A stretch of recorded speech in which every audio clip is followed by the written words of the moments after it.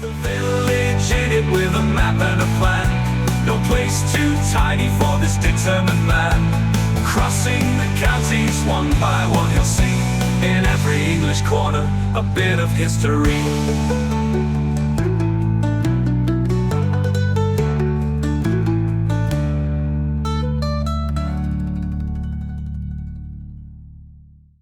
The High Peak series is sponsored by Gainsborough Cycles, 01427 617 752. For all your cycling needs, this is your one-stop shop located at 20 Ropery Road, Gainsborough, or online at gainsboroughcycles.com. There's a link in the description. Gainsborough Cycles, ask for Trevor Halstead.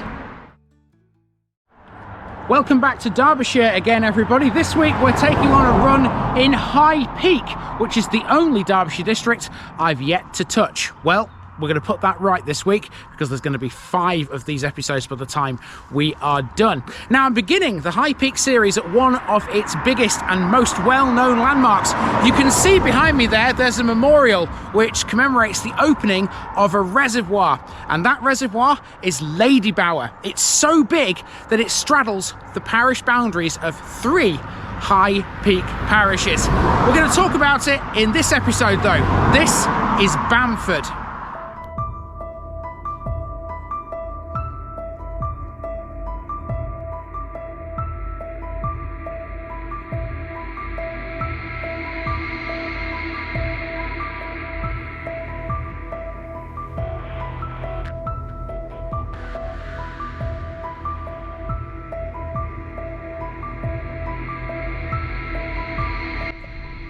Bamford, Tree Trunk Ford. Hello everyone and welcome back to Derbyshire. This week we're in the only part of the county that doesn't yet have an episode. By this Friday, however, there'll be 5 of them in High Peak. In effect, High Peak is the district that sits between Sheffield and Manchester, and it has a lot more in common with those 2 cities than it does with Derby. It's crossed by at least 2 famous roads, the Snake Pass and the Woodhead Pass, both of which we'll be encountering very soon. Kicking off proceedings here though, we have Bamford. With a name that means tree trunk ford, Bamford is known by some as the gateway to the Hope Valley. Like so many other Peak District villages, it developed around a mill, which existed before the Industrial Revolution. It was a corn mill, but after it was rebuilt in the late 18th century, it was used to spin cotton instead. In more recent times, it was taken over by a company that made electric kilns and laboratory furnaces. Today, it's a block of flats, and some of the ancillary structures like the chimney and the boiler plant and the turbines have gone. Bamford sits just below the A57 Snake Pass. Between that and the village is the massive Ladybower Reservoir. It's so big, in fact, that it straddles the borders of 3 High Peak parishes, one of them being Bamford. We'll be talking primarily about that reservoir though in this episode, because the section within Bamford includes some of its best known features, such as the plug holes. That sounds interesting, doesn't it? Let's go and see them, shall we? We start our journey around Bamford with a drive from the A57, the world-famous Snake Pass. There's more on that road coming later in the series, but for the purposes of this episode, we're using it to get to Ladybower Reservoir. This road, the A6013, connects the A57 to Bamford. In doing so, it crosses the gigantic man-made watery behemoth via a bridge known as the Ladybower Viaduct before skirting its eastern edge. Ladybower Reservoir is Y-shaped and the lowest of a set of 3 in the upper Derwent Valley, the other 2 being Howden and Derwent. The River Ashop flows into it from the west and the River Derwent flows south. Ladybower is owned by Severn Trent Water.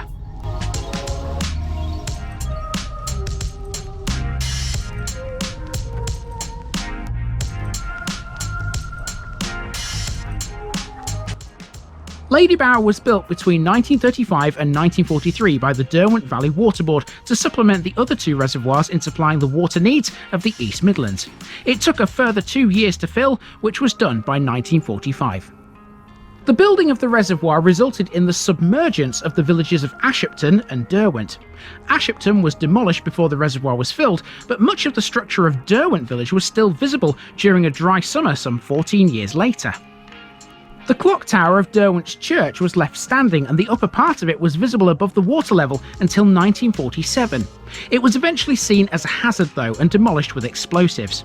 Exceptionally dry summers sometimes exposed the ruins of Derwent. The last time that happened was in 2022. Ladybower's dam differs from the Howden and Derwent reservoirs in that it's a clay-cored earth embankment and not solid masonry. The original dam wall contains 100,000 tonnes of concrete, over 1 million tonnes of earth and 100,000 tonnes of clay. The dam was built by Richard Bailey & Sons, a Scottish company, whilst the two viaducts, Ashupton on the A57 and Ladybower on the A6013, were built by the London firm of Holloways, using a steel frame clad in concrete.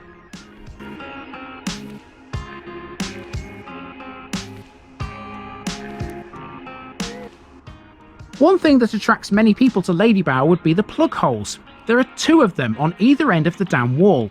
Officially, they're known as Bellmouth Spillway Overflows. They're 78 feet in diameter and each have a drop of around 66 feet.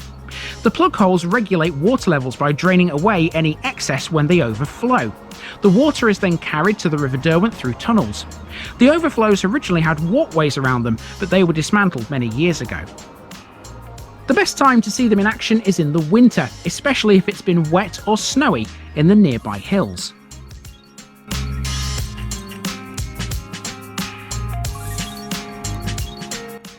The Ladybower project was delayed when World War II broke out in 1939, making labour and raw materials scarce, but construction was continued due to the strategic importance of maintaining supplies.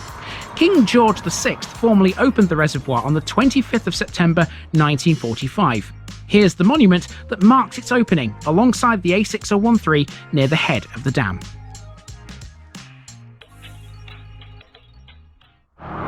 So as I said at the top, Ladybower straddles 3 parish boundaries. Bamford is only one of them, and this doesn't really give you the impression of how big Ladybower Reservoir is. We will be seeing it again in future episodes. But now what we're going to do is going to head along this road here towards Bamford.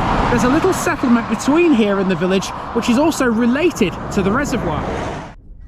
Just south of the reservoir is the hamlet of Yorkshire Bridge. This has a pub called the Yorkshire Bridge Inn. It was built in 1826 and today it's well known for its high quality food and reasonable prices. The inn is a great base for exploring the Peak District and surrounding areas. Guests can hike around the dams, climb Wyn Hill or Bamford Edge, or take a short stroll to see the views of Ladybower.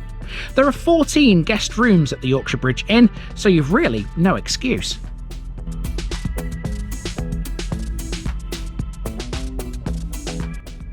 There's more to Yorkshire Bridge than the pub though.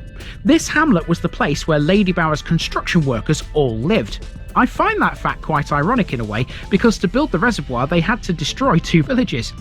Yorkshire Bridge is named after a pack horse bridge which crosses the River Derwent to the south of Ladybower's dam. It's located just to the north of Thornhill, where the river emerges after flowing from the reservoir. The bridge may have a connection to the name of Bamford. Bamford comes from the Anglo-Saxon word beamford, which means wooden footbridge. Local historians suggest that the name Yorkshire Bridge may have been coined by packhorse team leaders when the current 17th century stone structure was built to replace an original wooden one. Now we're in Bamford and let's get walking. Kicking us off we have the Catholic Church. Our Lady of Sorrows dates back to 1882 and it's a Grade 2 listed building.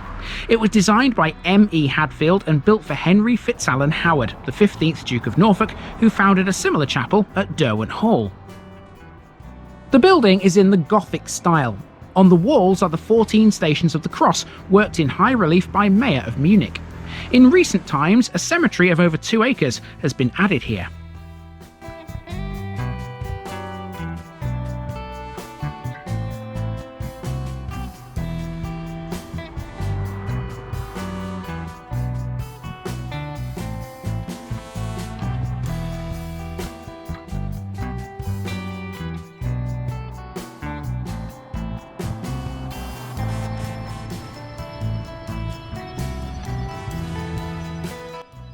Next up we have the Village Institute.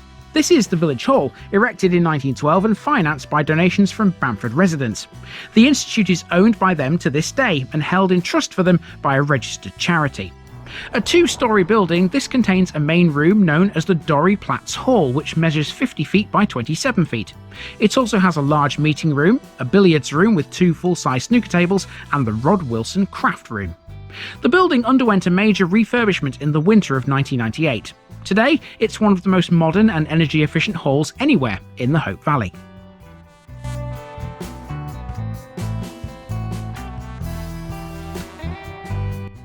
The Methodist Church now, further along Main Road.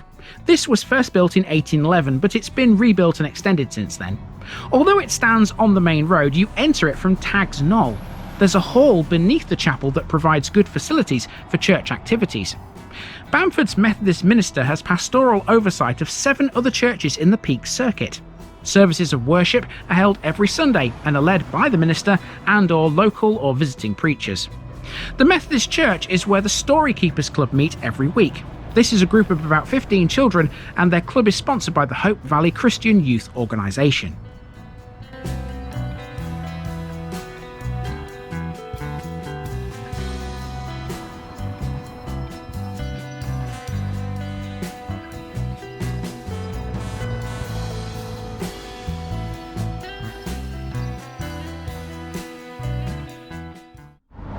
So now we're on that little green that you've just seen in the last shot there, and there's an interesting little carving here into the side of a tree trunk.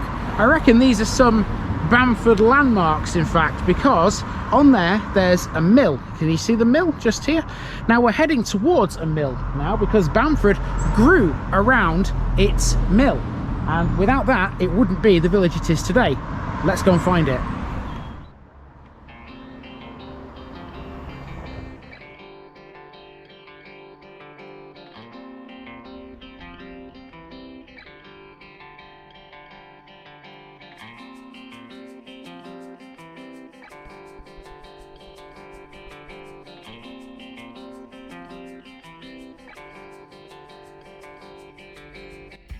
After a longish walk through a housing estate, we're now at Bamford Mill. Bamford would not exist today had it not been for milling. It's what the village grew up around. From 1782, a water-powered corn mill was built here by a local farmer and miller, Christopher Kirk. That only lasted for a few years until it was destroyed by fire in 1791. It was rebuilt as a cotton mill, but it was still powered by water.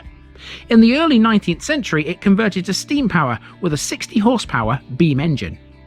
A horizontal cross-compound mill engine with a rope drive was installed in 1907 and remains on site today. Water power was still used for generating electricity, and until 1951 the mill also maintained its own gas works. In 1857 the mill was owned by Moore & Sons and employed 230 people. It was sold in 1885 to Hamilton Cash of Mansfield, and then in 1902 to the Fine Cotton Spinners and Doublers Association. Its job was the doubling of cotton yarn, which had already been carded and spun in Lancashire. In 1963, FS&D became part of Courtaulds, who closed the mill in 1965. Soon afterwards, it was bought by Carbolite, who manufactured electric kilns and laboratory furnaces. Bamford Mill closed permanently in the 1990s, and today it's a block of flats. Now, to get to Bamford Mill from where we've just come from, we've had to come down the hollow, which is a hill.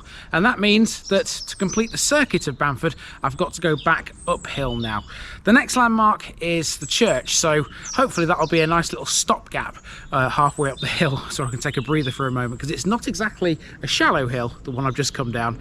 So I imagine the one going back up is just as steep.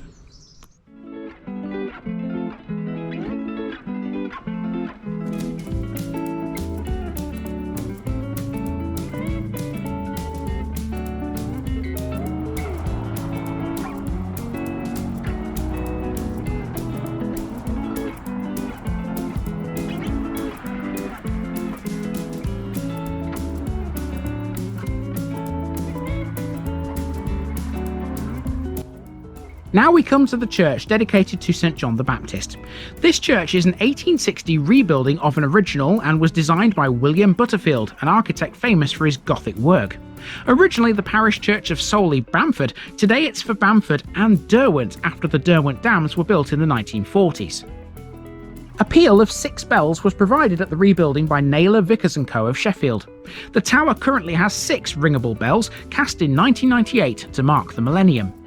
Before Derwent was drowned by the reservoir, bodies were exhumed from its cemetery and reinterred in this churchyard. There's also a grave here marking the dead from Tin Town or Birchin Lee, a temporary village made to house the workers who built the Derwent and Howden dams in 1902. There are also 2 war graves from World War I, a female member of Queen Mary's Army Auxiliary Corps and a Royal Air Force airman.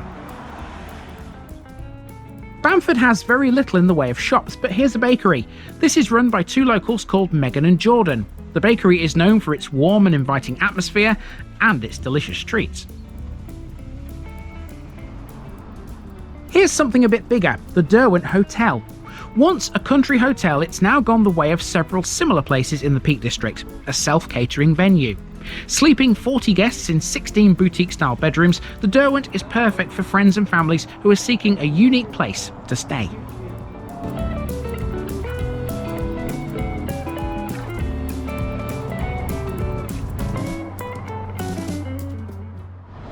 Okay, just across the road from the Derwent Hotel, we have a parish notice board, and if you're new here, because this is the first in the High Peak series, I imagine there will be some new people.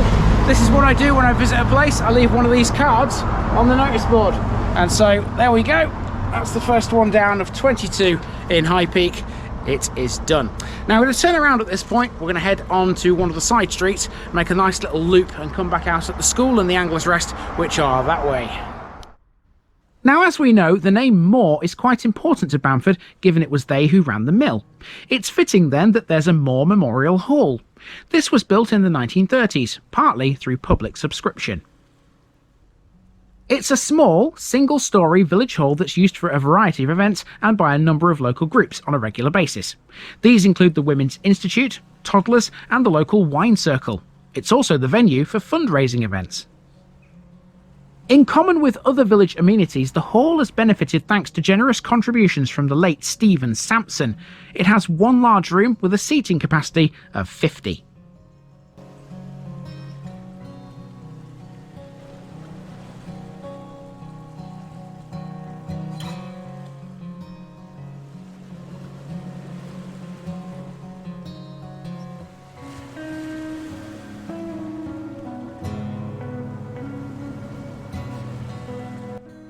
Let's talk schools, although there's not a lot to say. This is Bamford Academy, which was established in 2011 and originated from the now defunct Bamford Primary School. At the last Ofsted inspection, this was deemed to be a good school. That's about all I have for the school, so let's move on to the Anglers Rest.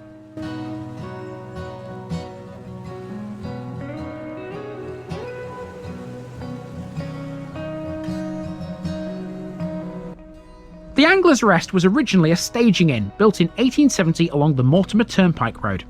Later, in World War I, it was a venue for inquests. It became a well-known dining establishment in the middle of the 20th century, but its fortunes declined as it languished under the management of Pubco, with little investment and a succession of short-term tenants. In 2013, though, the Bamford Community Society registered the pub as an asset of community value and raised £263,500 from 328 shareholders to buy it. The Anglers Rest is now a local pub with a traditional ambience, a post office and a daytime cafe with a small area set aside for the sale of local art.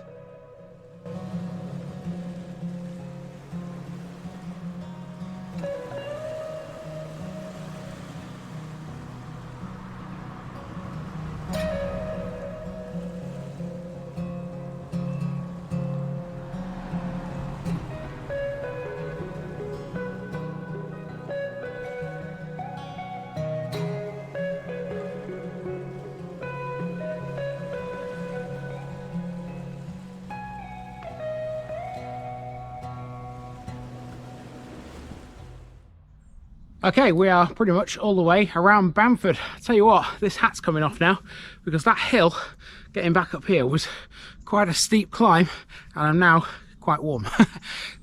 Aside from that, the sun is coming out too, which means that today it's going to be a fabulous day out here in the Peak District. So hopefully the rest of the episodes are going to look even better than this one already has. Now there's one more thing I need to cover here in Bamford before we leave it behind, and that's the railway station. Let's hop in the car and go and find that. To the south of the village is the railway station, located 13 miles west of Sheffield on the Hope Valley Line. Bamford Station was built by the Dore and Chinley Railway, a company which was absorbed by the Midland Railway prior to opening.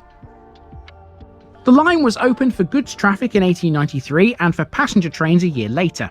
The station became an unstaffed halt in 1969 when the last station master purchased the station house. The main station building was located on the road overbridge and was removed during the late 1970s. Typically, service is one train an hour in each direction between Sheffield and Manchester Piccadilly, operated by Northern Trains. Trains to Sheffield take around 22 minutes and trains to Manchester take around 53. Additionally, East Midlands Railway operate a limited number of express trains that stop at Bamford in the morning and early evening, giving the station direct links to and from Liverpool Lime Street and Nottingham. And many people who visit Bamford do come via train because they can. As nice as that would be for us though, we need the car, because tomorrow we're off into the first of two villages that are a lot less well known and well out of the way. Join me in 24 hours time as we continue through the Peak District on this initial high peak run.